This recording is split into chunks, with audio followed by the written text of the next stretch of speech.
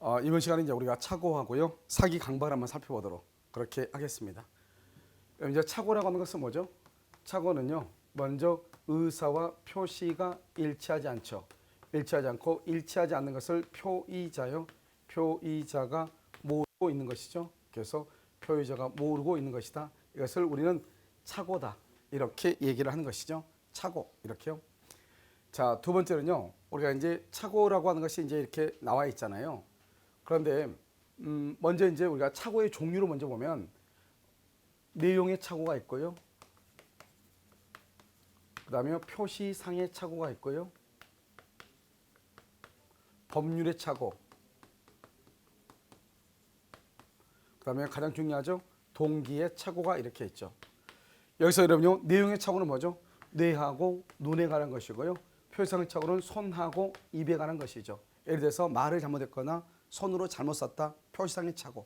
생각을 잘못했다. 즉 일본의 엔화하고요, 우리나라의 원화의 가치를 동일하게 잘못 착각했다. 내용의 착오죠. 예를 들어서 14시부터 강의다. 그렇게 광고가 떴는데요. 눈으로 잘못 봐서 4시부터 강의라고 잘못 눈으로 읽죠. 그것을 내용의 착오다. 그래서 눈으로 잘못 읽거나 생각을 잘못한 것을 내용의 착오 이렇게. 법률의 착오는요, 공장을 건축할 수 있다고 생각을 하고 토지를 매입을 했는데요. 그래서 중소기업 창업지원법이라고 하는 법에 의해서 공장을 건축할 수 없더라 이런 말이죠. 이것을 뭐라 한다? 법률의 착오. 법률의 착오는 대부분 동기의 착오에 해당하고요. 이것은 뭐가 된다? 그것은 착오를 이유로 취소할 수가 있죠. 그래서 우리가 법률의 착오는 딱 두 가지. 대부분 동기의 착오이고 취소할 수 있다 이렇게. 그 다음에 여기 무슨 착오죠? 동기의 착오죠. 여기서 동기의 착오는 뭐냐면, 먼저 우리가 동기는 이유죠. 말을 하게 된 이유. 우리가 착오는 뭐죠? 먼저 주관적인 요건하고요, 그 다음에 객관적인 요건을 갖춰야 되죠. 주관적인 요건은 표의자의 입장에서 의사를 중시하고요, 객관적인 것은 일반인 또는 상대방이죠. 일반인, 상대방의 입장에서 표시를 중시하는 것이죠. 우리가 여기서 동기라고 하는 것은 뭐죠? 동기는 의사, 즉 주관적이죠. 동기는요, 의사보다 더 밑에 있는 원인이죠. 의사를 결정하게 된 원인. 그러니까 의사보다 더 안에 있는 거죠. 그걸 중에서 주관적이죠. 그런데 동기의 착오는 예를 들어서 고속 전철역이 생긴다고 해서 땅을 샀는데요, 화장터가 생기더라 이런 말이죠. 이런 경우는 땅을 사게 된 이유, 그 이유가 동기인데 그 동기가 잘못됐다고 해서, 그런데 나중에 알고 보니까 화장터가 생기는 거예요. 그렇다고 해서 착오라고 할 수는 없는 것이죠. 왜요? 객관적인 요건이 없기 때문에 그런 것이죠. 그런데 이 동기가요, 뭐가 되면 동기가 표시가 되죠. 여기서 표시가 되면 표시는 뭐다? 객관적인 요건이죠. 그럼 동기는 주관적이고 이것은 객관적이니까 표시가 되면 착오가 될 수 있죠. 그래서 동기는 표시가 돼야 된다 이 말이죠. 즉 우리가 만약에 고속 전철역이 생기면 평당 1,000만 원이고요. 화장터가 생기면 이 땅은 평당 100만 원인데요. 분명히 이 땅은 화장터가 생길 땅인데요, 잘못 착각해서 고속 전철역이 생기는 땅인 줄 알고 땅을 사러 왔단 말이죠. 그래서 땅 지주한테 얘기하죠. 여기가 고속 전철역이 생긴다고 해서 땅을 사러 왔습니다. 이렇게 내가 땅을 사게 된 이유를 지금 말을 했죠. 그래가지고 계약을 할 때 평당 100만 원에 계약을 했다. 그렇다 한다면 내가 동기를 표시한 것이 계약의 내용에 반영되지 않았죠. 원래 이게 화장터면 100만 원이니까요. 그런데 내가 지금 땅을 사러 왔다. 내가 고속 전철역이 생기는 것으로 믿고 왔다. 그랬더니 이쪽 지주가요, 그걸 숨기고, 원래는 화장터인데 숨기고 이것을 평당 1,000만 원에 계약을 했다 이 말이죠. 그럼 어떻게 된다? 내 동기를 내가 표시했고 그 표시한 동기가 계약에 반영이 됐죠. 이런 경우는 뭐란다? 착오라고 얘기하는 거예요. 알죠? 그래서 동기가 의사표시의 내용으로 인정이 돼야 돼요. 그 다음에 세 번째는요, 여기서 동기죠. 동기가 표시가 된 건 아니고 상대방이죠. 상대방이 객관적이죠. 상대방으로부터 유발이 됐다 이 말이죠. 상대방으로부터 유발됐다. 무슨 말이냐? 귀속 해제된 토지, 즉 내 토지인데요, 내 것인데 사유지인데요, 공무원이 잘못 알아가지고 귀속 재산이라고 얘기하는 거예요. 그래서 그러면 어떻게 했으면 좋겠냐 그랬더니, 먼저 국가에 이 땅을 증여를 하면은 국가에서 당신한테 다시 값싸게 불화해 주겠다는 거예요. 그래서 나는요, 이것이 국유지인지 알고 국가에다가 증여를 먼저 했단 말이죠. 증여를 하게 된 이유, 그게 바로 동기죠. 그것은 국유지라고 믿고, 그런데 나중에 알고 보니까 귀속 재산이 아니고 귀속 해제된 재산이더라 이런 말이죠. 알겠죠? 그런 경우는 상대방으로부터 뭐가 됐다? 유발이 됐다 이 말이죠. 그래서 동기가 상대방으로부터 유발됐다. 이렇게 유발. 무슨 말이겠죠? 이렇게 되면은 이것이요 동기가 상대방으로부터 유발이 됐죠. 됐죠? 그러면 이것을 우리는 뭐라고 한다? 이것을요 착오라고 얘기하는 거예요. 이것을 착오다. 알겠죠? 그래서 이때 이 동기는 유발된 경우는 동기가 뭐가 되지 않아도 표시가 되지 않아도 동기가 표시가 되지 않아도 이런 말이죠. 그래서 상대방으로부터 유발됐다 이렇게. 그런데요 이 동기를 의사표시의 내용으로 삼기로 한 합의는 필요가 없다 이 말이죠. 합의는 뭐죠? 합의는 의사의 일치를 얘기하죠. 의사의 일치, 알겠죠? 의사의 일치 이것을 얘기하니까요. 합의는 필요가 없다 이렇게. 의사의 일치 이것을 얘기하는 것이죠.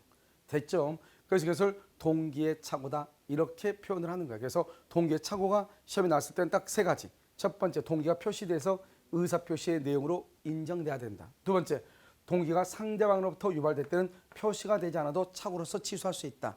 세 가지. 동기를 의사표시의 내용으로 삼기로 하는 합의는 필요가 없다. 이 세 가지만 정확하게 알고 있으면 되는 것이고요. 그 다음에 이제 여기까지는 이제 우리가 착오이고요. 그러면 착오는 그러면 어떻게 하느냐? 아주 간단하죠. 먼저요, 중요 부분의 착오. 중요 부분의 착오에 해당해야 돼요. 예를 들어서 갑하고 이렇게 을하고 계약하잖아요. 갑을 표의자라고 하고요. 을을 상대방이다 이렇게 얘기하는데요. 표의자, 상대방 이렇게요. 먼저 중요 부분에 착오가 있어야 돼요. 그래서 착오가 여기요 있느냐 없느냐 이렇게요.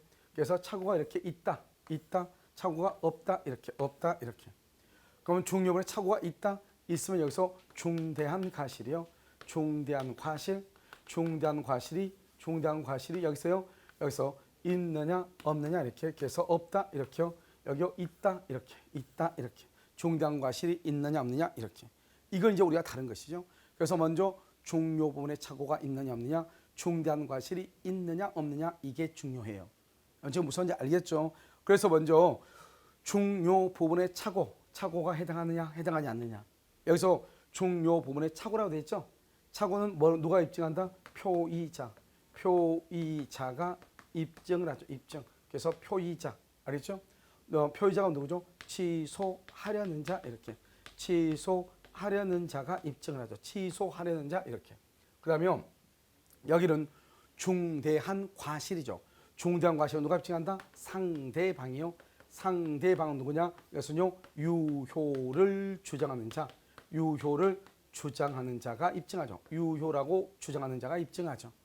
여기에서요 우리가요 중요 부분에 착오인 경우 이렇게 했죠. 착오이냐 아니냐 이렇게. 착오냐 아니냐 이렇게요. 그럼 착오가 아닌 건 뭐죠? 경제적 불이익이요. 경제적 불이익이 없어야 돼. 경제적 불이익이 없으면 착오가 아니에요. 그래서 착오는 손해가 있어야 돼. 예를 들어서 가압류가 무효인데요. 가압류가 있다고 믿고 보증을 썼어요. 근데 가압류 자체가 무효니까 없는 거죠. 그러면 손해가 없죠. 그래서 착오가 되지 않는다 이 말이고요. 시가라든가 가격이죠. 시가나 가격은 근소한 차이면 착오가 아니고요. 면적이나 지적이나 지분이다. 알겠죠? 이런 경우도 착오이다 아니다? 아니죠. 착오가 아니까 뭐를 못한다? 취소를 못하죠. 취소를 못하니까 이것은 유효가 된다 이런 말이고요. 그 다음에 이제 우리가 착오인 것을 우리가 암기를 해야 되겠죠. 자, 첫 번째요. 채무자의 동일성이요. 채무자의 동일성에 관한 것이요. 채무자의 동일성. 채무자가 아닌 사람을 채무자인 줄로 믿고 보증을 섰다 이 말이죠. 그 다음에 물건의 동일성이요. 물건의 동일성이라고 하는 것은 뭐냐면 이런 물건인데요. 이런 물건인 줄 알고 매수했다 이 말이죠. 누구의 말을 믿고? 중개업자의 말을 믿고 이 말이죠. 이때 물건의 동일성도 판례가 착오로 봤고요. 그 다음에 토지의 현황이요. 토지의 현황 다른 말로 성질의 착오요. 토지의 현황, 성질의 착오. 토지의 현황이 뭐죠? 농지 1200평인 줄 알고 매수했는데요. 그 중에서 600평이 하천이더라. 600평이 하천이더라. 그래서 토지의 현황, 그래서 성질의 착오 이렇게. 이것도 착오가 되는 것이고요. 그 다음에 뭐냐면 여러분 보면 건축 설계사죠. 건축 설계사 자격 유무요. 건축 설계사 자격이 없는 사람한테 설계사 자격이 있는 것으로 믿고 설계 용역 계약을 체결한 경우 이것도 착오가 되는 것이고요. 그 다음에 양도소득세액의 착오요. 양도소득세액의 착오. 양도소득세가 있으면 나는 계약을 할 수 없다 그랬는데요. 그래서 양도소득세가 없다고 하길래 계약을 했는데 3억 8천만 원의 양도소득세가 나온 거예요. 그러면 우리는 계약을 체결할 당시에 양도소득세가 나오는 것이 아니고 소유권 이전 등기를 완료해 주고 난 후에 양도소득세가 나온다 이 말이죠. 그래서 이때의 양도소득세, 이걸 뭐라고 얘기하는 것이다? 양도소득세 나오는 것이죠. 이때의 이 양도소득세에게 관한 것은 계약을 체결할 당시에 보면 소유권 이전 등기를 해줄 시기는 장래죠. 장래. 그래서 장래 불확실한 사실이죠. 이렇게 해서 장래 불확실한 사실. 그래서 장래 불확실한 사실의 성부에 관한 것, 이것도 착오가 된다 이 말이죠. 그래서 양도소득세에 관한 것, 건축 설계사 자격 유무, 토지의 현황이나 성질의 착오, 그다음에 물건의 동일성, 채무자의 동일성에 관한 것, 이런 것들을 우리는 뭐란다? 이것을 착오라고 얘기를 하는 것이에요. 무슨 말인지 알겠죠? 이것을 착오다. 착오라고 해서 무조건 취소하는 것이 아니고 그것이 중대한 과실이 있느냐 없느냐가 중요해. 중대한 과실, 여기서 중대한 과실이라고 되어 있잖아요. 그럼 이 중대한 과실이 있느냐 없느냐가 중요하다 이 말이죠. 여기서 보면 중대한 과실이 있다. 여러분 지금 있다고 되어 있죠? 중대한 과실이 있는 것이 뭐냐? 첫 번째요. 뭐냐면 건축 공장 건축 가능성이에요. 공장 건축 가능성 여부를 쉽게 알 수 있는 자, 쉽게 알 수 있는 자가. 그래서 공장을 건축할 수 없다는 것을 쉽게 알 수 있음에도 불구하고 공장을 짓는다고 땅을 샀다. 즉 아파트 앞에다가 공장을 짓는다고 땅을 샀다 이 말이죠. 그럼 안 된다 이 말. 그것은 너무나 중대한 과실이 있어서 그 토지 매입에 대해서 취소할 수가 없다 이 말이죠. 그다음 두 번째는요. 이 공장 건축 가능성을요. 관할관청이에요. 관할관청에 문의해 보지 않는 경우. 그래서 문의해 보지 않고 땅을 샀다 이 말이죠. 그래서 중대한 과실이 있다. 그다음에 또 중대한 과실은 또 뭐냐면 두 가지고 세 번째는요. 우리가 중개업자를 통하지 않고 토지를 매매하면서 토지대장을 뭐 하지 않았다? 확인하지 않았다 이 말이죠. 이런 것을 중대한 과실이 있다. 그래서 우리가 토지를 매입하거나 이렇게 할 때는 보통 중개업자의 도움을 받아야 되잖아요. 그런데 중개 수수료, 즉 중개 보수를 아끼기 위해서요. 자기 혼자서 계약을 하고 토지대장이나 등기부를 확인하지 않고 토지를 샀다 이 말이죠. 착오를 이유로 취소할 수가 있다 없다? 없다. 그래서 중대한 과실이 있다? 있으면 원칙은 여기서 중요해요. 취소를 못해요. 그런데 여기서 중요한 것은 뭐냐? 이거죠. 상대방이 그것을 알면서 악용을 해. 상대방이 이용을 해. 그러면 뭐 할 수 있다? 취소할 수 있다. 이 말이죠. 이게 무슨 말이냐? 상대방이 이용한다는 말의 뜻은 중대한 과실이 있으면 원칙적으로 취소를 못 하잖아요. 못 하니까 상대방이 그걸 알면서 이용을 했다. 이 말이죠. 그런 경우는 중대한 과실이 있더라도 뭐 할 수 있다? 취소할 수 있다. 이게 중요하고요. 그 다음에 중대한 과실이 없다? 고려청자죠. 고려청자가 아닌 것을 고려청자라고 믿고 샀다 이 말이죠. 이것은요. 중대한 과실이 없음으로 뭐 할 수 있다? 취소할 수 있다. 취소하게 되면 뭐가 된다? 소급해서 무효가 되고요. 취소할 수 없다. 이것은 유효가 된다. 이런 말이죠. 그 다음에 뭐냐면 여기는 중개업자를 믿고요. 20에서 30평만 도로 부지에 편입된다고 해서 땅을 샀어요. 그런데 전체 면적이요. 30%에 해당하는 197평이 도로 부지에 편입이 됐다 이 말이죠. 그래서 우리가요. 면적이 근소하다. 착오가 아니지만 면적이 너무 크거나 가격차가 근소하다. 착오가 아니면 가격 차이가 너무나 크면 뭐가 될 수 있다? 착오가 될 수 있다. 그 다음에요. 여기는 특히 누구의 말을 믿었다? 중개업자의 말을 믿었다. 그러면 중대한 과실이 없다. 중개업자를 믿지 않았다. 중대한 과실이 있다. 있으면 뭐를 못한다? 취소를 못한다. 중대한 과실이 없다. 취소할 수 있다. 이런 말이죠. 알겠죠? 이 말이 아주 중요하다. 이런 말이고요. 그 다음에 여기서 이제 우리가 보면은 그러면 우리가 이제 착오의 경우는 어느 경우에 우리가 적용 보면 첫 번째 계약을 해제한 후 착오를 이유로 취소할 수 있는가? 착오를 이유로 취소할 수 있다 이 말이죠. 왜요? 계약을 해제하게 되면 선악불문하고 전부를 반환하는데요. 착오를 이유로 취소하죠. 취소하게 되면요 선인 경우는 현존 이익, 악인 경우는 손해 전부를 반환하기 때문에 선인 경우는 현존 이익만 반환해도 되잖아요. 그래서 해제 후 착오를 이유로 취소할 수 있다. 1번이요. 자, 2번은요. 2번은 이제 우리가 또 뭐를 보냐면 담보 책임과 착오죠. 요즘 최근에 시험에 많이 나오죠. 예전에는 담보 책임하고요. 담보 책임하고 착오의 문제가 발생을 하면은 보통은 학자들은 담보 책임으로 해결했단 말이죠. 그런데 최근에 판례가 나서 담보 책임과 착오는 서로가 별개이다. 그래서 두 가지를 만나 양립할 수 있다. 선택적으로 행사할 수 있다. 이렇게 선택적으로 행사할 수 있다. 이렇게 바뀌었죠. 그래서 담보 책임의 성립 요건과 착오의 요건이 서로가 다르다. 이런 말이죠. 자, 세 번째, 착오는 임의 규정이에요. 그래서 임의 규정이기 때문에 착오로 인한 취소권을 배제하기로 할 수 있다.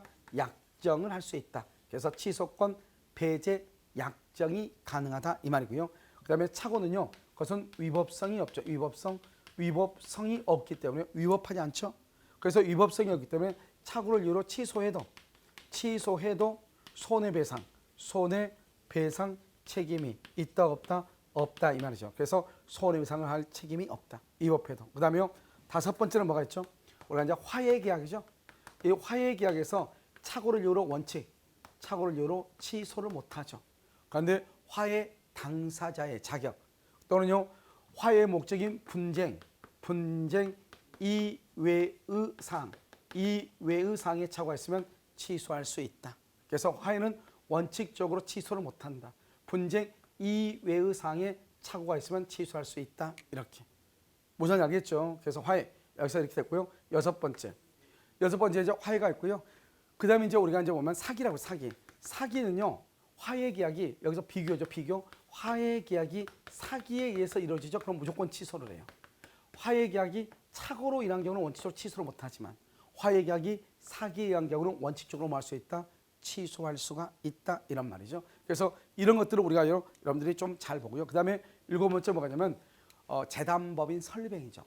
재담법인 설립행위를 할 때 출연행위죠. 재산 출연행위 이 출연행위에 뭐가 있다? 착오가 있죠. 그럼 착오를 이유로 할 수 있다. 취소할 수 있다. 이런 말이죠. 그래서 여러분요 이것을 여러분이 잘 알고 있어야 된다. 그래서 착오에 관한 것을 여러분들이 잘 해야 되고 특히 중대한 과실의 입증 여기에서 이제 우리가 보면요 시험에 잘 나오는 것들은 다시 이런 거죠. 화해는 원칙적으로 착오를 이유로 취소할 수가 없는 것이고요. 착오는 그 자체가 위법하지 않기 때문에 취소에도 손해배상 책임이 없고요. 그다음에 취소권을 배제할 수 있고 특히 담보 책임이죠. 착오를 이유로 담보 책임과 착오는 서로가 전혀 별개이기 때문에 따로따로 선택적으로 행사할 수 있고 계약을 해제 후 착오를 이유로 할 수 있다. 취소할 수 있다. 이거는 시험에 너무너무 많이 나왔고요. 최근 시험에 잘 나온 게 이거죠. 중대한 과실이 있으면 취소는 못하지만 원칙적으로 그런데 상대방이 이를 알고 이용한 경우는 할 수 있다. 취소할 수 있다. 이 말이 중요하고요. 그다음에 중대한 과실은 누가 증명하느냐? 상대방은요. 취소를 못하게 할 사람이잖아요. 취소를 못하게 한다. 취소를 못한다. 그러면 유효잖아요. 그래서 유효를 주장하는 자가 중대한 과실. 중대한 과실은 뭐죠? 통상 요구되는 주의를 현저히 결여하는 것. 이것을 얘기하죠. 이것을 입증한다. 그런데 보통 시험이 나올 때는 다투는 자가 입증을 한다. 이런 말이 나오죠. 그래서 유효를 주장하는 자가 입증을 하는 것이고 시험에 가장 많이 나온 게 뭐다? 경제적 불이익이 없다. 손해가 없다. 가압류가 무효인 경우 손해가 없다. 착오라고 볼 수 없다. 이 말이죠. 그 다음에 이제 여기서 이제 보면 뭐 장래 불확실한 사실이라는 것도 착오가 될 수 있다. 이런 말이죠. 그 다음에 건축 설계사라든가 토지의 현황에 관한 착오, 성질에 관한 착오죠. 그 다음에 채무자의 동의성 이런 것도 시험에 잘 나오죠. 그 다음에 이제 하나가 뭐냐면 우리가 착오라고 하는 것은 뭐죠? 여기 이거죠. 보면 신원보증이요. 신원보증서면에 서명한다고 했는데 나중에 알고 보니까 뭐죠? 연대보증서면에 서명을 했더라 이 말. 서명 날인을 했더라 이 말이죠. 그럼 어떻게 돼요? 자기는 신원보증서인 줄 알았더니 연대보증서면인 거예요. 신원보증은 뭐다? 신원보증은 의사요. 알고 보니까 연대보증서면이다. 표시죠. 의사 표시가 다르죠. 그런데 여기 서명이죠. 서명을 뭐라고 그래요? 서명은 뭐라 하죠? 손으로 하죠. 손이니까 이것을 표시상의 착오라고 하는 거예요. 아까 내가 얘기했죠. 손이나 입으로 잘못한 것을 표시상의 착오다. 이렇게 얘기를 했죠. 그래서 신원보증서면에 서명한다고 서명됐는데 연대보증서면에 서명 날인한 경우 이것을 표시상의 착오. 알겠죠? 그래서 착오로서 말할 수 있다. 취소를 한다. 그런데 여기서 중요한 것은 제3자의 기망이란 말이 나와. 제3자의 기망. 제3자의 기망이란 말이 있다고 해서 사기를 이유로 취소한다 그러면 큰일 나. 제3자의 기망이란 말이 있다고 해서 제3자의 기망 사기를 이유로 취소한다 그러면 절대로 안 된단 말이죠. 왜 이건 절대로 안 되는 것이다? 제3자의 기망이란 말이 있다고 하는 것은 이 자기가 신원보증서면에 서명한다고 서명했는데 잘못해서 연대보증서면에 서명을 해서 누구 때문에? 제3자의 기망 때문에. 그 말은 내가 이 사실을 뭐하고 모르고 이 말, 모르고 이 말이니까 이것은 착오라는 뜻이야. 착오. 알겠죠? 그래서 제3자의 기망이라 해서 사기가 되는 것이 아니고 제3자의 사기 때문에 내가 신원보증 서류라고 잘못 믿고 사인했다 이 말이죠. 연대보증 서면에다가. 그 말은 나는 신원보증 서류가 아니라는 것을 모르고 이 말이죠. 이해됐죠? 그러니까 그것은 착오라는 뜻이에요. 그래서 착오를 이유로 말할 수 있다. 취소할 수 있다. 이렇게. 그래서 착오에 대해서는 이렇게 이러면 정리하시면 되고요. 그 다음에 이제 사기 강박에 대해서 한번 보죠. 사기 강박. 그러면 사기라고 하는 것은 무엇이냐? 그러면 사기죠. 사기는 첫 번째. 사기는 의사 표시가 일치해야 되고요. 그 다음에 뭐가 있어요? 하자가 있는 것이죠. 이때는요, 우리는 착오는요, 동기의 착오죠. 동기의 착오는요, 뭐는 될 수 없어요? 착오는 될 수 없죠. 동기의 착오가 되려면 동기가 표시되거나 동기가 상대방으로부터 유발이 돼야 되죠. 그런데 여기서요, 이 동기의 착오는요, 뭐가 되느냐? 사기는 될 수 있죠. 이것을 주관적 인과관계다 이렇게 얘기해. 주관적 인과관계만 있어도 된다. 주관적 인과관계만 있어도 된다 이렇게요. 주관적 인과관계 이것을 사기다 이렇게 얘기하죠. 이것을 말한다. 동기의 착오다 이렇게 얘기를 해요. 됐죠? 자, 두 번째는요. 여기서 동기의 착오 이렇게 얘기하고요. 자, 두 번째는 우리가 이제 사기라고 하는 것은 뭐다? 이단의 고의. 이단의 고의라는 것은 뭐죠? 기망으로 인해서 상대방을 착오에 빠뜨리고 난 후에 의사를 표시하게 할 고의, 이단의 고의가 있어야 되고 과실만 있으면 되는 것이 아니고. 자, 세 번째는요. 손해 여부는 뭐한다? 불문하죠. 그래서 손해가 있느냐 없느냐 따지 안 따져? 안 따지는 것이다 이 말이죠. 그래서 손해 여부를 불문한다 이렇게. 손해가 있냐 없냐 따지지도 않고 그것을 하는 것이다. 손해 여부를 불문한다 이렇게. 이것을 우리는 뭐란다? 기망이다 이렇게 얘기를 하는 것이에요. 지금 무슨지 알겠죠? 그래서 동기의 착오, 이단의 고의가 있어야 되고 과실이 있으면 안 되고요. 손해 여부는 뭐한다? 불문한다 이런 말이죠. 좀 이해됐나요? 자, 이것을 이제 우리는 뭐란다? 사기다 이렇게 얘기하는 것이에요. 아시겠죠? 그 다음에 우리가 사기를 판단하는 것은 신의 성실의 원칙이에요. 항상 이러면 신의 성실의 원칙에 비추어 봤을 때 비난받을 정도, 그럼 이것은 사기가 되는 것이고 시인되는 정도, 이것은 사기가 아닌 것이죠. 그래서 우리가 어떻게 하는 거죠? 예를 들어서 과대 광고다. 근데 과대 광고가 사기인지 아닌지 우리는 알 수가 없잖아요. 그런데 비난받을 정도 이렇게 나와? 그러면 그것은 사기. 시인되는 정도, 그것은 사기가 아니다. 이런 말이죠. 이거를 이제 알면서 어느 것이 그러면 사기에 해당하고 어느 것이 사기에 해당하지 않는가 이걸 봐야 되겠죠. 그럼 여기에서요. 어느 것이 사기에 해당하는가 이걸 봐야 되겠죠. 그럼 사기에 해당하는 것은 뭐가 있어요? 사기에 해당하는 것. 우리는 타인 소유물에 대한 매매는 원칙은 사기가 아니에요. 원칙은. 그런데요. 반드시요. 매도인 소유일 것을 조건으로 했다 이 말이죠. 그런데 매도인 것이 아니더라. 그러면 사기에 해당하죠. 타인 소유물에 대한 매매는 569조에서 우리는 타인 소유물에 대해서도 매매 계약을 체결할 수가 있거든요. 그러니까 타인 소유물이라는 것은 사기는 아니지만 매도인의 소유일 것을 조건으로 한 경우는 사기가 될 수 있다 이런 말이에요. 이것을 타인 소유물에 관한 것이다 이렇게. 자, 두 번째는요. 우리가 두 번째는 뭐냐면 타인 소유물에 대해서 했고요. 그다음에 두 번째는 뭐냐면 우리가 이제 대형 백화점이요 변칙 세일이죠. 그럼 변칙 세일이 뭐죠? 세일하기 전에요 50% 그래서 100만 원짜리를 50만 원 이렇게 세일을 했단 말이죠. 세일이 끝나면은 50만 원이 100만 원으로 환원이 돼야 되잖아요. 여전히 50만 원으로 팔고 있어. 그것을 뭐라 한다? 사기다. 변칙 세일 사기다. 이렇게 얘기하는 거예요. 세 번째는요. 고지 의무 위반이요. 고지 의무 위반이라고 하는 것은 뭐냐면 아파트를 분양을 하는데요. 옆에 공동 묘지라든가 또는요 쓰레기 매립장이 조성되고 있단 말이죠. 그런 사실을 알리지 않고 분양을 한 경우 그것을 고지 의무 위반, 신칭에 말해서 기망에 해당한다 이런 말이에요. 아시겠죠? 그 다음에요 기망이 아닌 것이 있죠. 기망이 아닌 것 가장 대표적인 게 바로 뭐다? 우리는 여러분요 교환계약이죠. 이 교환계약은요 우리는 기망이 아니죠. 그래서 교환계약에서 시가를 묵비했다거나 다소 높은 가격을 시가라고 고지했다 할지라도 사기가 되지 않는다. 그래서 그럼요 중요한 것은 교환계약은 사기가 아니다 이 말이 아주 중요해요. 그 다음에 또 뭐냐면 상가 분양 광고, 아파트라든가 상가 분양 광고 있죠. 이 상가 분양 광고는 사기이다 아니다? 아니다 이 말이죠. 그래서 상가 분양 광고는 사기가 아니다 이렇게. 자 그다음에 네 번째는 이제 뭐냐면 연 교환계약이고요. 상가 분양 광고 이렇게 되어 있고요. 그다음에 이제 세 번째 우리가 또 사기가 아닌 것이 있는데 바로 그것이 뭐냐면 우리는 원칙적으로 입찰을 보죠.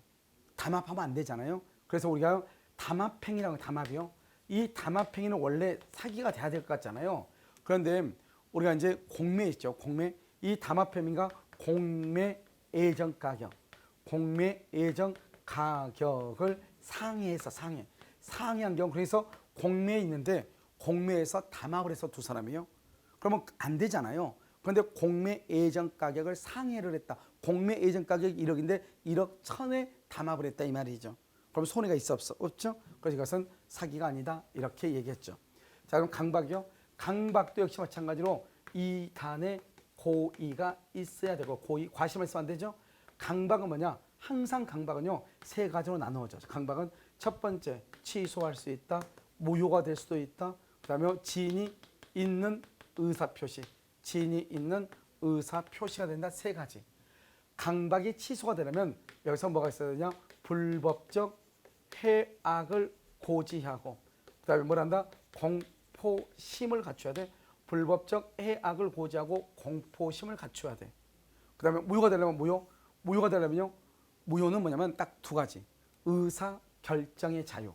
의사 결정의 자유가 박탈되거나 강박 행위가 극심하거나 딱 두 가지. 그래서 박탈이나 극심이 돼야 돼. 박탈이랑 극심 딱 두 가지. 박탈되거나 극심해야 돼. 그래서 해악을 고지하고 공포심이 있어야 돼. 그럼 무조건 취소, 강박으로. 우리가 흔히 말하는 강박의 판단 기준은 해악 고지와 공포심이에요. 그래서 우리가 시험에 나왔죠. 불법적 해악 고지 없이 각서에 서명 날인할 것을 강력히 요구했다. 불법적 해악 고지 없이 각서에 서명 날인할 것을 강력히 요구했다. 이런 것이요. 해악 고지 없이 그런 건 강박이 아니죠. 그 다음에 지인이 있는 의사표시 뭐냐. 우리가 강박에 의해서나마 증여하기로 하고 생각이죠. 생각. 그래서 우리는 지인이라고 하죠. 그래서 우리가 강박에서 지인이냐 비지인이냐 왜 있을 때는 그것은 지인이 있는이 되는 것이에요. 그래서 강박에서 항상 중요한 키워드가 해악고지고 박탈이나 극심이란 말이 있을 때는 103조에 위반돼서 무효가 된다. 그래서 강박이 언제나 무효가 되는 것은 아니다. 강박이 무효가 되려면 박탈, 극심이라는 말이 있어야 된다. 그 다음에 여기서요. 고소, 고발이라고 하는 것이 있죠. 고소, 고발은 원칙적으로 적법하다. 그런데 강박이 될 수가 있죠. 언제 강박이 되죠? 강박이 되려면 불법적 해악을 고지하고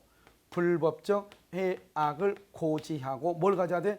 공포심을 가져. 공포심, 불법적 해악 고지, 공포심을 가져야 돼. 이것을 강박이다 이렇게 얘기하는 것이죠. 이것을 우리 뭐다? 고소, 고발이다 이렇게 얘기를 하는 것이에요. 자, 무슨 말인지 알겠죠? 그래서 우리는 강박 이렇게 표현을 해요. 자, 이해되셨나요? 자, 그럼 이제 이걸 가지고 이제 다시 이제 여기를 한번 보죠. 이걸 가지고 고소, 고발 했으면은요. 이제 우리가 강박은 뭐냐면 이렇게 갑이 있고 여기 을이 있죠. 을이 갑을 사기를 치죠. 사기 친다. 갑은 을한테 말 수 있다. 취소할 수 있다. 을이 갑을 뭐한다? 강박을 하죠. 강박 그러면 을이 갑한테요. 취소를 한다. 이렇게. 아무 문제가 없죠. 자, 그런데 여기서는요. 갑하고 을하고 계약을 해요. 그건 을이 상대방이잖아요.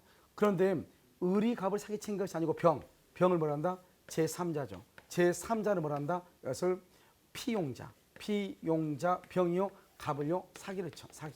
사기 이렇게요. 그럼 어떻게 한다? 이 을이 사기친 게 아니잖아요. 그래서 갑은 을한테요 취소를 못하는 거예요. 왜? 을이 사기친 게 아니니까. 그런데 문제는 뭐죠? 여기서요. 여기서 보면 이렇게 갑하고 을하고 계약을 했어요. 여기서 병이요. 병이 뭐다? 제3자. 제3자가 누구다? 피용자잖아요. 이 피용자가요 강박을 했어요. 문제는 뭐냐면 이 상대방이요 병이 갑을 사기나 강박하고 있다고 하는 사실을 알았거나 악이 알 수 있었거나 과실. 그럴 때는요 갑은 을한테 취소할 수 있다 이렇게 법에 규정되어 있거든요. 그러니까 이 상대방이요 제3자가 사기나 강박을 한다고 하는 사실을 알았거나 악이 알 수 있었거나 과실 그때 취소할 수 있다 이렇게. 결국 여기서요 이걸 또 반대 해석이라고 그래. 여기서는 원칙적으로 제3자의 사기 강박이 있어도 원칙은 취소를 못하죠. 취소를 못하는 것은 상대방은요 병이 갑을 사기나 강박한 사실을 알아야 돼 몰라야 돼? 몰라야 되죠. 선이. 그 다음에 잘못이 없어야 되죠. 선이 무과실이 돼야 돼. 선이 무과실 이렇게. 선이 무과실. 그래서 취소를 못한다 이 말이죠. 취소할 수가 없다. 여기는요 취소할 수 있다. 악이나 과실이 있을 때 취소할 수 있다 이렇게. 자 무슨 알겠죠? 이것을 우리가 뭐란다? 알았거나 알 수 있었을 때 취소할 수 있다. 그 다음에 선이 무과실이면 취소할 수가 없다 이렇게 얘기를 해. 자 이해되셨죠? 그래서 이것을 잘 봐야 돼. 선이 무과실 때는 취소를 못하고 악이나 과실이 있을 때 취소할 수 있다 이렇게. 자 그 다음에 여기서 이제 또 한 가지 이제 보면 우리가 대리를 보죠. 대리 경우는 어떡하죠? 갑이 있고 여기 병이 있고 여기 을이 있죠. 이 갑을 뭐라 한다? 본인이라고 하고 병을 상대방이라고 얘기하고 이 사람을 대리인이라고 얘기하죠. 우리는 본인과 대리는 동일하게 취급을 해. 동일하게요. 따라서 대리인이 상대방을 사기를 치죠. 사기를 치면은 대리행위의 모든 효과, 즉 대리로 인한 모든 법률 효과, 취소권이나 부당이득 반환 청구권 이런 모든 것들은 다 본인에게 기속하게 되는 거죠. 따라서 상대방은 대리인한테 사기를 당했어도 상대방은 누구한테 취소한다? 본인한테 취소를 하죠. 이때 중요한 것은 본인이 그 사실을 알든 모르든 알고 있든 모르고 있든 무조건 말 수 있다. 취소할 수 있다. 알든 모르든 무조건 취소해. 알든지 모르든지 무조건 말 수 있다. 취소할 수 있다. 이 말이 중요해요. 알든 모르든 취소할 수 있다. 이렇게 아시겠죠? 그래서 이게 제3자에 의한 것이 아니고 대리인은 누가 아니다? 제3자가 아니다 이 말이죠. 이것을 먼저 알아야 되고 그래서 여러분요 특히 여기서 중요한 것은 우리가 제3자에 의한 사기강박을 할 때 선이 무과실이다 그러면 취소할 수 없고 누굴 때 취소할 수 있다? 알았거나 알 수 있었을 때 이렇게 하면 안 돼. 알았을 경우에 하나요? 그러면 안 돼. 그때도 취소를 못해요. 알았거나 알 수 있었을 경우에 취소할 수 있다 이렇게. 그런데 대리인의 경우는요 원칙적으로 취소가 된다 안 된다? 안 되죠. 왜요? 대리인은 본인하고 동시되기 때문에 제3자에 포함된다 안 된다? 안 되는 것이다 이렇게요. 그러면 여기서 이제 사기강박에서 또 한 가지 중요한 게 뭐냐면 적용 범위라고 하는 것이죠. 사기는 그 자체가요. 사기당방은 그 자체가 위법해요. 위법하니까 뭐 없이 취소 없이도 뭐 할 수 있다. 손해배상을 청구할 수 있죠. 손해배상 취소 없이도 손해배상 청구해. 반대로 손해배상을 청구하기 위해서는 반드시 뭐 할 필요가 없다. 취소할 필요가 없다. 이렇게 됐죠? 그 다음에 사기를 요로 뭘 한다? 취소해. 취소를 하고 손해배상을 청구할 수가 있다. 이렇게 취소하고 손해배상을 청구할 수가 있어요. 알겠죠? 그 다음에 여기서 또 한 가지 중요한 것은 뭐죠? 여기서 취소하죠. 취소하게 되면 뭘 한다? 부당이득 반환을 청구하죠. 이 부당이득 반환 속에는 손해배상의 말이 이미 들어가 있어. 그러니까 부당이득을 청구하고 손해배상을 청구할 수는 없어. 이 두 가지를 말한다. 이 두 가지는 병존하는데 선택적으로 행사를 해야지 중첩적으로 행사할 수는 없다. 이게 중요해요. 그 다음에 우리가요 기망을 당해서 하자 있는 물건을 샀다 이 말이죠. 그러면 기망이니까 뭐다? 사기를 요로 취소할 수 있고 하자 있는 물건을 매수했다. 그래서 담보 책임이라고 하죠. 그래서 사기와 담보 책임은 둘 중 하나를 경합한다. 선택적으로 행사할 수 있다. 이렇게. 우리가요 착오는 중요 부분에 착오가 있어야 되고 기망은 동기에 착오만 있으면 되는데 이 기망이 중요 부분의 착오에 의해서 발생한 경우 사기 또는 착오를 이유로 말 수 있다. 취소할 수 있다. 이렇게. 앞에서 우리가 얘기했는데 착오의 경우도 얘기했는데 사기를 당해서 화해계약을 했다. 그러면 뭐 할 수 있다. 취소할 수 있다. 이렇게요. 원래 화해의 경우 착오를 이유로는 취소를 못하지만 사기를 이유로는 뭐 할 수 있다. 취소할 수 있다. 이렇게 표현을 하는 거예요. 알겠죠? 이것을 우리 뭐란다. 사기 강박에 관한 것이다. 이렇게 얘기하고 이 부분만 여러분 알면 되는 것이고요.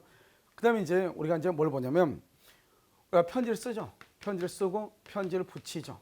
붙이고 편지를 받고 그다음에 편지를 읽고 이렇게 읽고 편지를 쓰는 것을 우리는 뭐란다. 이것을 표백주의라고 얘기하는 것이고 편지를 붙이는 것을 우리는 뭐란다. 이것을 발신주의, 발송주의, 발신주의라고 하고 편지를 받는 것을 도달주의라고 하고 편지를 읽는 것을 우리 것을 요지주의다. 이렇게 편지를 읽었다는 것은 내용을 알았다 이 말이죠.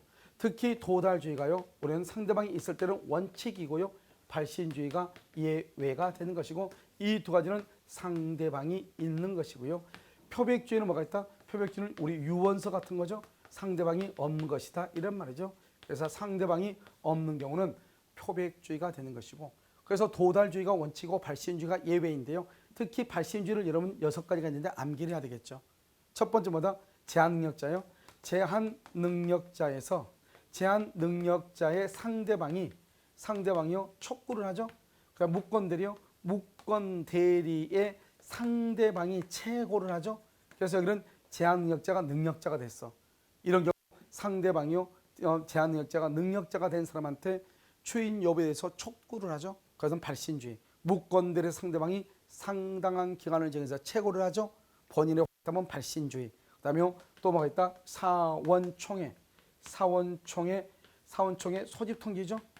소집통지도 뭐다? 발신주의가 되죠. 일주일 전까지 도달할 수 있도록 발송해야 되겠죠. 그다음에 격지자죠. 대화자가 아니고 격지자 간의 청약에 대한 승낙은 발신주의죠. 대화자 간에 있어서 승낙은 도달주의가 되는 것이죠. 이 기본적으로 4가지를 반드시 암기하고 그다음에 2가지는 채권 양도 통지. 또 한 가지는 뭐다? 우리가 지연의 통지, 연착 통지하고 지연의 통지를 발송해야 되죠.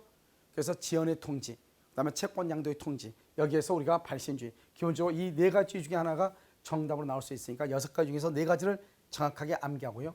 그러면 도달이라는 것은 뭐다? 도달은 우리가 통지의 내용을 알 수 있는 통지의 내용을 알 수 있는 객관적 상태에 놓여 있는 때 알 수 있고 놓여 있으면 돼. 그러니까 알아버리면 안 돼. 내용을 알 필요가 없어. 내용을 알아버리면은 그것은 요지주의가 돼. 그다음에 객관적 상태에 놓여 있으면 돼. 그러니까 현실적으로 수령할 필요가 없어. 수령할 필요가 없다 이 말이죠. 알겠죠? 내용을 알 필요가 없어. 그다음에 수령할 필요가 없어. 아시겠죠? 그다음에 우리가 도달을 뭐 한다? 여기가 정당한 이유 없이 편지를요 수령을 거절해. 그럼 어떻게 할 것인가?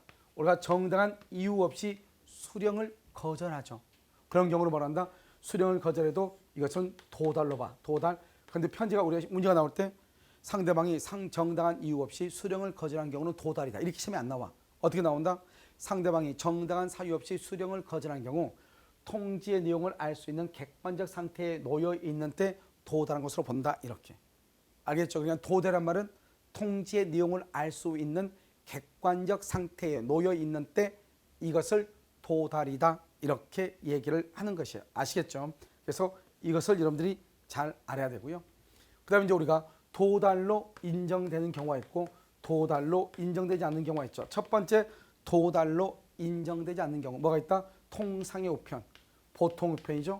통상의 우편은 도달로 인정되지 않죠. 알겠죠? 그래서 통상의 우편은 도달로 인정이 안 돼요. 아시겠죠? 자, 그다음에 신문 광고요. 신문 광고의 경우에도 도달로 인정되지 않고요. 우리가 도달로 인정되는 경우 있죠? 도달로 인정되는 경우 이것은 내용 증명이요. 내용 증명 우편. 이 내용 증명 우편은 도달로 인정이 되고요. 등기 우편요. 등기 우편도 도달로 인정이 돼. 그래서 내용 증명이라든가 등기 우편은 도달로 인정이 되는데 문제는 그것에요. 주민등록 전입 신고. 신고는 되고 실제로 거주하잖아요. 그럼 이것은 도달로 보지 않아요. 왜요? 우리가 민법에 있어서 주소는 뭐죠? 생활의 근거가 되는 곳. 생활의 근거가 되는 곳이 민법의 주소지잖아요. 그렇기 때문에 이런 경우는 실제로 전입 신고가 되어 있고 거주하지 않는 경우는 도달로 보지 아니한다. 이렇게. 또요 편지가요. 편지가 또 어느 경우도 도달 아니죠. 신원이 분명치 않는 자. 신원이 분명치 않은 자. 분명치 않은 자. 아는 자에게 도달했어. 신원이 분명하지 않은 자한테 도달했다 이 말이죠. 이것도 도달로 보는 것이 아니에요. 그래서 신원이 분명하지 않는 자에게 편지가 배송되죠. 이런 경우도 도달로 보는 것이 아니다. 이렇게. 그래서 이것을 이제 보고요. 그다음에 이제 우리가 이제 격지자죠. 격지자간하고요. 여기 대화자간이 있죠. 격지자는 청약이 있고, 그다음에 승낙이 있고요. 대화자도 청약이 있고, 여기 승낙이 있단 말이죠. 청약은 도달주의, 승낙은 발신주의. 이 두 가지는 도달주의 이렇게 된단 말이죠. 그런데 우리가 편지가 이제 뭐가 되죠? 여기 이렇게 갑이 있죠. 갑이 있고 여기 을이 있죠. 갑이 편지를 표의자죠. 다른 말로 의사 표시자. 을은요 상대방이잖아요. 갑이 청약을 하죠. 원래 청약은 항상 도달주의잖아요. 그래서 2월 1일 편지를 발송했죠. 내 집 1억 원에 사라고. 이것을 청약이라고 하지 않는 거예요. 왜? 청약은 격지자든 대화자든 청약은 다 도달주의니까 도달해야지 청약이지 발송할 때는 청약이 아닌 거예요. 그러면요 언제요? 여기서요 2월 5일 날 2월 5일 날 편지가 도달하죠. 그러면 이때 이것을 청약이라고 하는 거예요. 그래서 편지는 상대방이 있는 단독행위는 도달함으로써 효력을 발생해요. 도달. 그러니까 편지가 을한테 도달하죠. 그럼 그때 청약의 효력이 발생하고 청약의 효력이 발생하면 더 이상 뭐를 할 수 없다? 철회할 수가 없다. 이런 말이죠. 그럼 편지는 언제까지 처리한다? 도달하기 전까지. 도달하기 전까지 뭐 할 수 있다? 철회할 수 있다. 그래서 도달하기 전까지 철회. 우리가 청약이라는 말을 썼다는 것은 청약은 도달했을 때 청약이라는 말을 써. 그래서 청약의 의사표시는 처리할 수 없다. 이런 말을 써. 그 말의 뜻은 청약은 도달하면 처리할 수가 없다. 청약이라는 말을 썼다는 것은 이미 도달했다 이 말이고 도달하기 전에만 처리할 수 있고 그 다음에 표의자가요. 편지를 발송을 해. 2월 1일. 그래서 그런데 2월 3일 사망을 해. 또는 제한 능력자가 돼. 그래서 의사표시 효력에는 아무런 영향이 없다. 아무런 영향이 없다는 것은 의사표시가 무효가 된다. 이런 뜻이 아니고 만약에 사망 후에 또는 제한 능력자가 되고 난 후에 편지가 도달하면 도달할 때부터 효력이 뭐란다? 발생한다. 그래서 이 사람이 발송 후 도달하기 전에 사망했다고 해서 그 의사표시를 무효라고 할 수 없다. 그 말을 아무런 영향이 없다. 이렇게 표현을 해. 나중에 도달하면 효력이 발생한다. 이렇게. 그 다음에 편지가 을한테 도달할 때 이 상대방이 제한 능력자다. 그럼 어떻게 돼? 제한 능력자다. 이것을 뭐라고 한다? 수령 무능력자다. 이렇게. 그래서 제한 능력자다. 수령 무능력자다. 이렇게. 편지가 을한테 도달할 때 제한 능력자, 수령 무능력자. 그럼 어떻게 된다? 갑은 을에게 도달을 주장할 수 없다. 알겠죠? 그런데 을은 갑에게요. 도달을 주장할 수 있고 을의 법정 대리인이 도달 사실을 안 경우 도달을 주장할 수 있다 이 말이죠. 그래서 도달 사실을 안 경우 도달을 주장할 수 있다 이렇게. 아시겠죠? 이렇게 보고요. 그래서 수령무능자 여기서 이게 중요하죠. 그 다음에 공시송달이죠. 이 공시송달에서 가장 중요한 키워드는 뭐냐? 과실 없이죠. 과실 없이요. 상대방의 주소지나 거주지를 알지 못하는 경우. 알죠? 과실 없이 알지 못한 경우 공시송달에. 과실로 그러면 안 돼. 여기서 키워드가 과실 없이 이 말이 중요해. 그 다음에 상대방의 편지를 받을 때 제한 능력자다. 수령 무능력자죠. 법정 대리인이 안 경우 안 때부터 도달을 주장할 수 있어. 안 때부터 법정 대리인이 안 때부터 그 다음에 도달하면 처리를 못해. 청약은 도달하기 전까지 처리를 해.